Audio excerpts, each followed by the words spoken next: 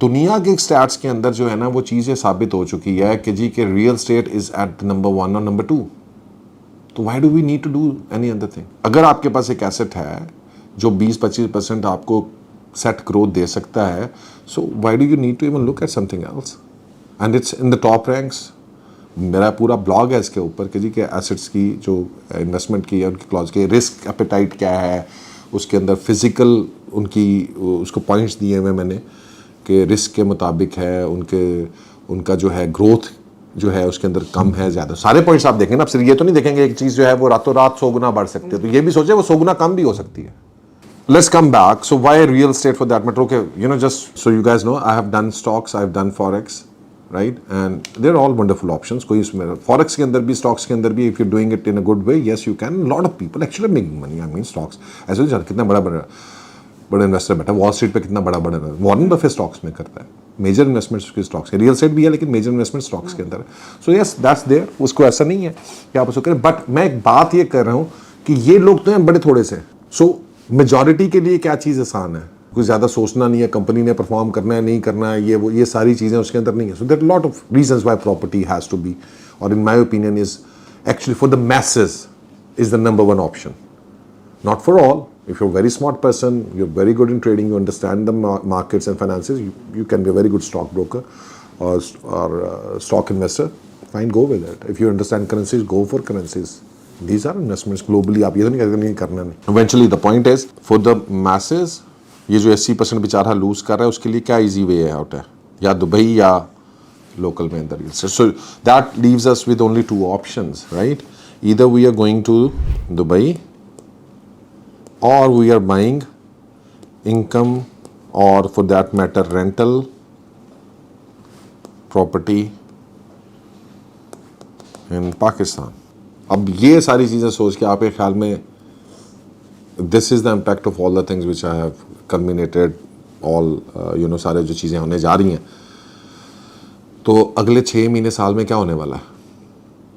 Interest rate कम होने वाले हैं, पैसा बाहर निकलने वाला है, पैसा बाहर निकलेगा, प्लॉटों के अंदर लोगों का इंटरेस्ट नहीं है, जो रियल एस्टेट में इन्वेस्ट करना चाहता है वो सिर्फ 2 जगह पे जाएगा, या दुबई में या वो हाई राइज में। अच्छा, ज़रूरी नहीं हाई राइज में, it can income producing assets के अंदर आप जब जाएंगे तो हाउसेस भी हैं, इसके अंदर कमर्शियल्स भी हैं, शॉप्स भी हैं, ऑफिसेज भी हैं और अपार्टमेंट्स भी हैं। अब ये वो फिर एक अलग सब्जेक्ट है कि इसके अंदर कौन सा, लेकिन जनरल डायरेक्शन आपको पता चल गई। Yes obviously I consider apartments and specially service apartments to be the number 1 option. ठीक है जनाब, commercials I do consider to be a good option because they give capital gains as well, but चूँकि plot का अभी थोड़ा सा issue आएगा तो कमर्शियल्स के ऊपर भी थोड़ी सी ब्रेक थोड़ी सी लग सकती है।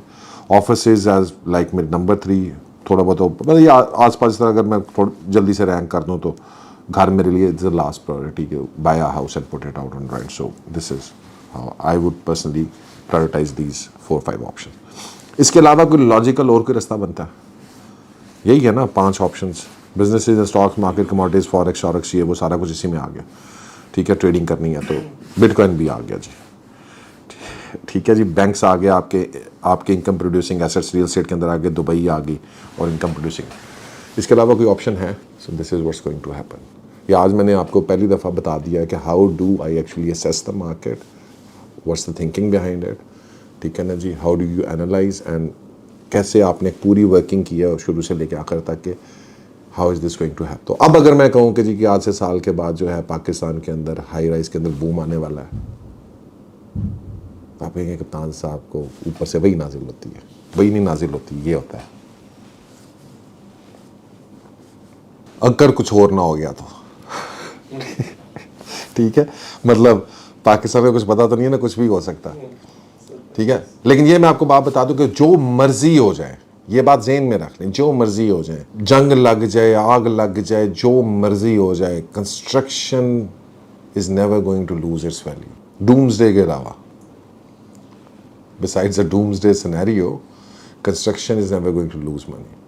Even आप bankrupt हो जाए पाकिस्तान, कोई प्रॉब्लम नहीं, टेंशन फ्री। इवन इकोनॉमी जो मर्जी नीचे जाए ऊपर जाए सारा कुछ हो, क्यों? This is directly linked with inflation. क्या होगा? इन्फ्लेशन होगी कंस्ट्रक्शन कॉस्ट ऊपर जाएगी, कंस्ट्रक्शन कॉस्ट ऊपर जाएगी, क्या होगा, वो प्रॉपर्टी ऊपर जाएगी। रहना तो है, या तो पाकिस्तानी सारे डिसाइड कर लेंगे कल से हमने टेंटों में रहना है। तो टेक्निकली आई मीन दैट्स, इतने डीप नहीं जाना चाहिए किसी को भी, लेकिन कोई भी सिनेरियो हो जाए, eventually the problem, and why do you think I have preferred apartments over here, इसके पीछे भी एक पूरा थॉट प्रोसेस है। अभी नहीं होगी क्या मैं अपार्टमेंट जी, क्योंकि मैं बेच रहा हूँ तो जी अपार्टमेंट है जी, वो लोग भी। The reason I selected living because ultimately आपकी एक नीड है, नीड्स क्या है, रोटी, कपड़ा और मकान।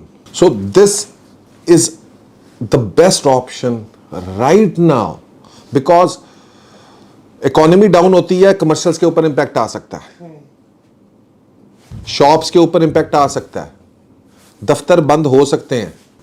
अगर अभी एंगल से देखें तो अभी इसकी भी अहमियत हो गई है थोड़ी सी ना, नंबर 5 ऑप्शन की भी, लेकिन सबसे ज़्यादा अहमियत क्यों, क्योंकि जो भी बंदे हैं वो कहेंगे यार कुछ छत कोई मिलके, 2 बंदे मिलके ले लेंगे यार, चलो एक स्टूडियो ले लेते हैं, 3 बंदे मिलके ले लेंगे कि रहेंगे तो सही ना, 20,000 रुपये पालेंगे, 30,000 रुपये, मैं एग्जाम्पल दे रहा हूँ। So this residential thing is a need. So basically once you are selling and thing which is, जहाँ पे आप रह सकते हैं, चाहे वो दुबई है चाहे वो कहीं पर है, तो वो आपकी एक नीड है, and that is where you have to dwell on that. और इसलिए this is my number 1 priority. एक तो कॉस्ट भी कम है, घर महंगे हैं, अपार्टमेंट आपको आज भी 1.5 करोड़ रुपये से 2-2.5 करोड़ रुपये के दरमियान में मिल जाता है, ठीक है जी। और इसी तरह से बाकी चीज़ें भी, लेकिन घर तो आप 5 मरले का भी लेने जाएंगे, अब वो भी 2.5-3 करोड़ रुपये से कम तो है नहीं, और फिर उसका रेंट भी कोई नहीं है। सो दैट्स अगली चीज़ है दुबई। पहली बात तो यह है कि दुबई से you can't really send money right now from Pakistan, it's very hard until unless you are in Dubai, resident है बाहर के, या अगर आप एक्सपर्ट्स हैं तो देन ऑब्वियसली आपके लिए मसला नहीं है and you can invest in Dubai.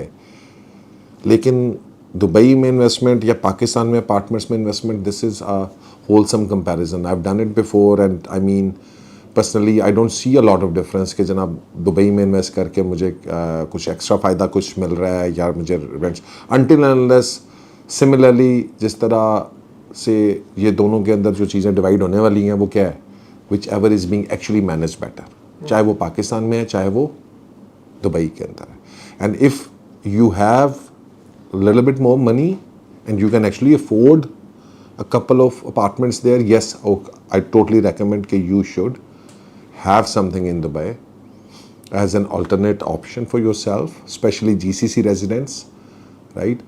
ताकि you know पाकिस्तान के अंदर जो हमने स्टेबिलिटी देखी है, अनस्टेबिलिटी नहीं, सॉरी, स्टेबिलिटी का ऑपोजिट जो हमने देखा है पिछले 2 सालों में, उससे उसके लिए हम करें। लेकिन we have to be careful while we are investing in Dubai, because again it's all you know दूर के ढोल सुहाने हैं, ठीक है जी।